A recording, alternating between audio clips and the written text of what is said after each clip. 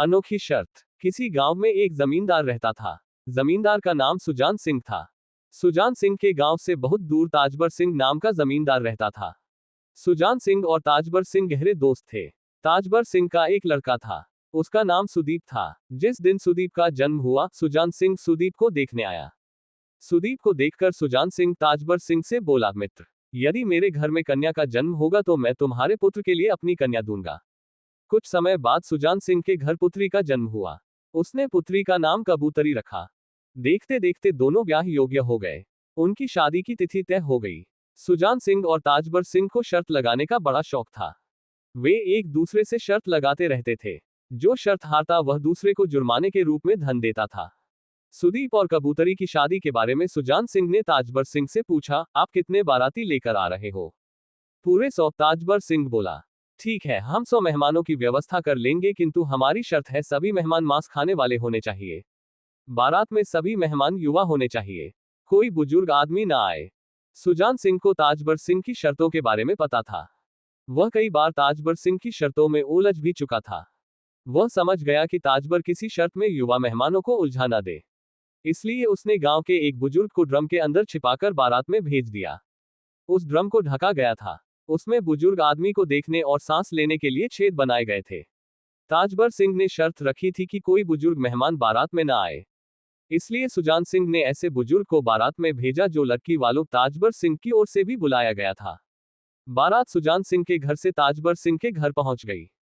ताजबर सिंह ने बारातियों का खूब स्वागत किया। मेहमानों से वह बोला, देखो भाई, हमने पहले ही कहा था सब बाराती मांस खाने वाले होने चाहिए। इसलिए हमने 100 मेहमानों के लिए 100 बकरों का इंतजाम किया है।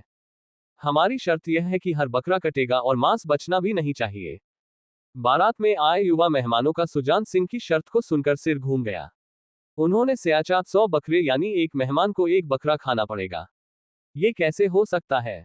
अंत में उन्होंने ड्रम में छिपाकर लाए बुजुर्ग मेहमान से इसका समाधान पूछा। वह बोला, लड़की वालों से कहो 100 बकरों को एक पंक्ति में बांध लो। पहले एक बकरे को काटो, उसका मांस पकाकर सब मेहमानों को खिलाओ। हर मेहमान के हिस्से थोड़ा थोड़ा मांस आएगा। ऐसे ही बारी बारी से एक एक बकरे को काटो, उसका मांस पकाओ और मेहमानों को खिलाओ। युवा मेहमानों ने ताजबर सिंह को यह बात बता दी। वह समझ गया बारातियों में कोई बुजुर्ग अवश्य आया है। ऐसी सलाह कोई बुजुर्ग अनुभवी आदमी ही दे सकता है। उसने खोजबीन की तो ड्रम के अंदर छिपे हुए बुजुर्ग को देखा। बुजुर्ग ड्रम से बाहर आया। बुजुर्ग को देखकर ताजबर सिंह मेहमानों से बोला, भाई, तुमने शर्त में धोखा दिया है। हमने कहा था बाराती के रूप में कोई बुजुर्ग नहीं आना चाहिए। ये देखो बुजुर्ग, मैं बाराती नहीं हूं, मैं तो घरती लड़की वालों की तरफ से ही हूं, इसलिए शर्त का पालन हुआ है। वह बुजुर्ग बोला, लेकिन तुम ड्रम के अंदर क्यों छिपे थे? ताजवर सिंह के इस सवाल को सुनकर वह बुजुर्ग बोला, जैसे तुम्हें शर्त पर शर्त लगाने का शौक है, वैसे ही मुझे ड्रम के अंदर छिपकर बारात में आने का शौक है। बुजुर्ग की बात को सुनकर ताजबर सिंह और सभी बाराती हंस पड़े और हंसी खुशी बच्चों की शादी हो गई।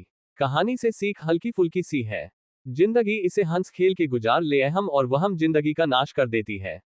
शिक्षाप्रद तथा कौन से जुड़े रहने के लिए कृपया हमारा चैनल सब्सक्राइब करें और लाइक करें। आपका धन्यवाद।